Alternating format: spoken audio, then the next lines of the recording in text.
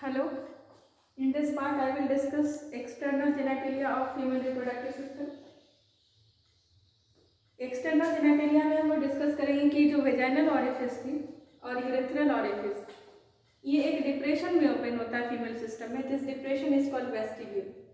इस डिप्रेशन को वेस्टिब्यूल कहते हैं. इस वेस्टिब्यूल में हमारा दोनों ऑरिफिस प्रेजेंट है, वेजाइनल ऑरिफिस और यूरेथ्रल ऑरिफिस. इन दोनों मेल सिस्टम से ये अलग हो गया क्योंकि मेल सिस्टम में यूरिनो जेनाइटल ट्रैक्ट बन गया था. यहाँ पर यूरेथ्रल ऑरिफिस अलग है और ये वेजाइनल ऑरिफिस अलग है. इस दोनों ऑरिफिस को प्रोटेक्शन देने के लिए मेम्ब्रेनस फोल्ड्स प्रेजेंट होते हैं. एक मेम्ब्रेनस फोल्ड जो इनर साइड में प्रेजेंट होता है, this membranes fold is called labia minora. एक मेम्ब्रेनस फोल्ड है जो कि दोनों ऑरिफिस को प्रोटेक्शन देता है और ये मेम्ब्रेनस फोल्ड को कहते हैं labia minora. Labia minora smooth layer होता है और इसके ऊपर सिबेसियस ग्लैंड्स होते हैं जो कि सेक्रेशन से इसको लुब्रिकेट मॉइस्ट करके रखते हैं. इन दोनों ऑरिफिस के बीच में भी कुछ वेस्टिबुलर ग्लैंड होते हैं. इन दोनों यूरेथ्रल ऑरिफिस और वेजाइनल ऑरिफिस के बीच में जो वेस्टिबुलर ग्लैंड होता है उसका नाम होता है लेसर वेस्टिबुलर ग्लैंड और one pair greater vestibular gland हमारा यूरेथ्रल ऑरिफिस के दोनों साइड प्रेजेंट होता है जो म्यूकस का सेक्रेशन करता है लुब्रिकेट करने के लिए वेजाइना को, और ये होता है greater vestibular gland. Greater vestibular gland को बर्थोलिन ग्लैंड भी कहते हैं. और यहाँ पर एक इम्पॉर्टेंट बात है कि ये होमोलोगस है मेल में कॉपर्स ग्लैंड का. याद करो कॉपर्स ग्लैंड का फंक्शन क्या था. कॉपर्स ग्लैंड म्यूकस का सेक्रेशन करता था, पेनिस को लुब्रिकेट करता था. यहाँ पर ग्रेटर वेस्टिबुलर ग्लैंड का फंक्शन क्या है, तो ये बर्थोलिन ग्लैंड है और ये भी म्यूकस का सेक्रेशन करता है ताकि ये वेजाइना को लुब्रिकेट कर सके. दोनों होमोलोगस हो गए. अगर होमोलोगस है तो ये नीट के लिए इंपॉर्टेंट क्वेश्चन बन गया कि कौन सा gland female secondary sex gland जो कि मेल के सेकेंडरी सेक्स ग्लैंड के साथ होमोलोगस होता है. तो बर्थोलिन ग्लैंड और greater vestibular gland is homologous to the Cowper's gland. हो गई. अब ये जो स्किन फोल्ड है जिसने इस वेस्टिब्यूल को कवर किया है इस ऑरिफिस को प्रोटेक्शन देने के लिए, दिस इज लैबिया माइनोरा. ये लैबिया माइनोरा नीचे की तरफ यानी एनएस की तरफ जब ये जाता है तो ये फ्यूज कर जाता है और फ्यूज करके ये फ्रेन्यूलम का फॉर्मेशन करता है. इस फ्रेन्यूलम को कहते हैं forceps. This frenulum is called forceps. Forceps fuse करके पीछे एनएस तक जाता है और ये एरिया फोर्सेप्ट टू एनएस के बीच का जो एरिया होता है, this area is called perineum. This area is called perineum. Minora labia minora vaginal orifice के पास आके फ्यूज करता है तो इसको फोर्सेप्ट कहते हैं. ये फोर्सेप्ट हमारा फोर्सेप्ट से एक एरिया एनएस तक जाता है. This area is known as perineum. Labia minora ऊपर आकर के फ्यूज करता है और फ्यूज करके यहाँ पर एक इरेक्टाइल स्ट्रक्चर का फॉर्मेशन करता है. This erectile structure is called clitoris. इस स्ट्रक्चर को कहते हैं क्लिटोरिस. क्लिटोरिस भी इंपॉर्टेंट है क्योंकि क्लिटोरिस के अंदर वैसे ही स्पॉन्जी टिश्यूज मिलते हैं जैसे कि पेनिस में मिलते थे कॉर्पोरा कैवर्नोसा. तो कॉर्पोरा कैवर्नोसा के जैसा ही क्लिटोरिस में भी जैसा पेनिस में कॉर्पोरा कैवर्नोसा था वैसा ही कॉर्पोरा कैवर्नोसा क्लिटोरिस में भी फीमेल के क्लिटोरिस में भी मिलता है और ये भी हाईली सेंसिटिव होता है एज लाइक ग्लैंस पेनिस.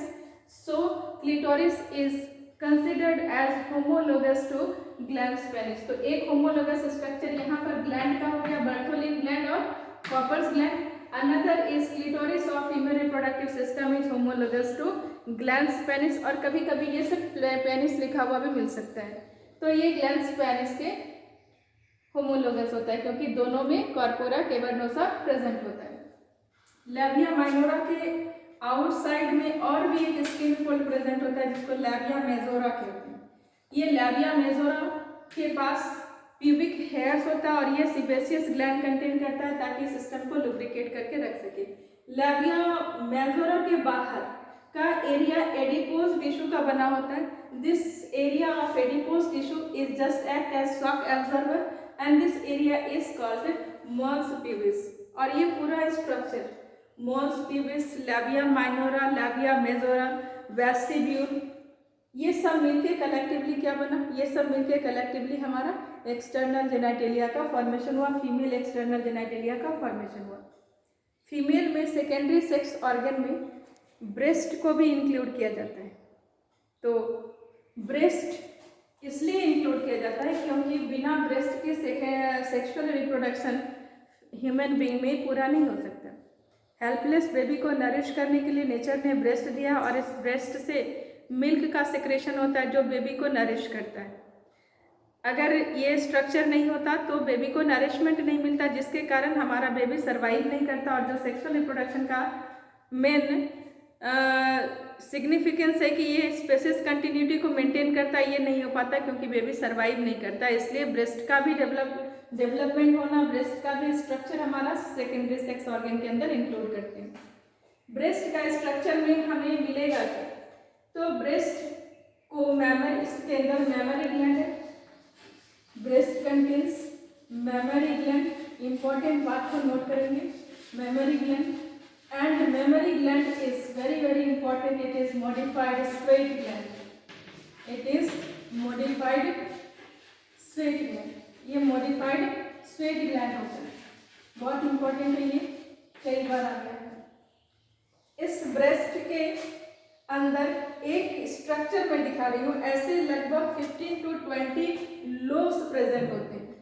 एक लोब को यहाँ पर डायग्राम में शो किया गया है, ये एक लोब है ब्रेस्ट के अंदर और ऐसे लोब्स 15 to 20 हो सकते हैं। Inside the lobe a duct is present which is known as mammary duct and this mammary duct is connected to some fine ducts which are called, ये जो छोटे छोटे डक्ट्स हैं इसको कहते हैं mammary tubule. This memory tubule opens in small sac-like structures. These small sac-like structures are alveoli, and these alveoli are glands which secretes milk. तो इस alveoli के अंदर में मिल्क का प्रोडक्शन होता है। ये मिल्क मेमोरी ट्यूब्यूल से होकर के मेमोरी डक्ट में आता है और मेमोरी डक्ट से होकर के ये सामने में थोड़ा स्वलन स्ट्रक्चर का फॉर्मेशन करता है जिसको लैक्टिफेरस एम्ब्यूला कहते हैं। इस लैक्टिफेरस एम्ब्यूला के अंदर टेम्पोरली थोड़े समय तक मिल्क को स्टोर करते हैं और यहाँ से एक डक्ट अराइज होता है जिसको लैक्टिफेरस डक्ट कहते हैं और ये लैक्टिफेरस डक्ट एक पोर के थ्रू बाहर की तरफ खुलता है। ये लैक्टिफेरस डक्ट ओपन होता है पोर के थ्रू बाहर, जहाँ पर ये प्रेजेंट होता है पोर, वो पार्ट हमारा निपल कहलाता है। निपल से लेकर ब्रेस्ट का कुछ पार्ट डार्क कलर का होता है, ये पूरा ब्लैक कलर का होता है। This dark colour part is called areola, इस पार्ट को कहते हैं एरियोला। और इस जगह पर nerves, smooth muscles etcetera present होते हैं और ये टच के लिए सेंसिटिव भी होते हैं। यहाँ से स्टिमुलस जाता है जिसके कारण मदर में मिल्क का फॉर्मेशन और उसका सेक्रेशन होता है।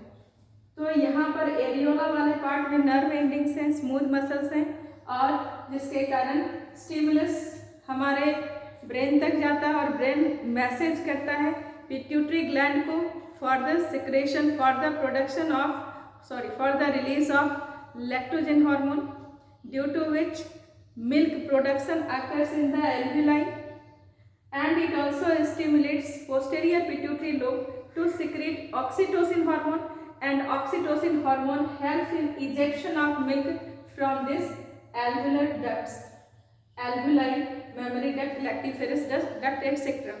तो मिल्क का प्रोडक्शन हुआ एल्वेoli के अंदर, एल्वेoli से मिल्क बनने के बाद आया ये मेमोरी ट्यूब्यूल में, मेमोरी ट्यूब्यूल ओपन हुआ मेमोरी डक्ट में, इसलिए सामने निपल के पास लैक्टिफेरस एम्प्यूला का फॉर्मेशन किया जिसमें टेम्पोररीली मिल्क को स्टोर किया गया और ये लैक्टिफेरस डक्ट यहाँ से एराइज हुआ जो कि एक पोर के थ्रू निपल पर बाहर की तरफ में खुला और यहाँ से ये मिल्क बॉडी से बाहर निकला, निपल से होकर बाहर निकला। यहाँ पर एक एरियोला प्रेजेंट है जहाँ पर नर्व एंडिंग है, सेंसिटिव होता है ये टच के लिए, जिसके कारण सिस्टम को पता चलता है कि मिल्क का प्रोडक्शन करना है या नहीं करना है। मिल्क का प्रोडक्शन और मिल्क का इजेक्शन दो हार्मोन कंट्रोल करते हैं। फर्स्ट हार्मोन जो मिल्क प्रोडक्शन के लिए है ये एंटेरियर पिट्यूटरी लोब का सेक्रेशन होता है, लैक्टोजेनिक हार्मोन, प्रोलैक्टिन कहते हैं इसको।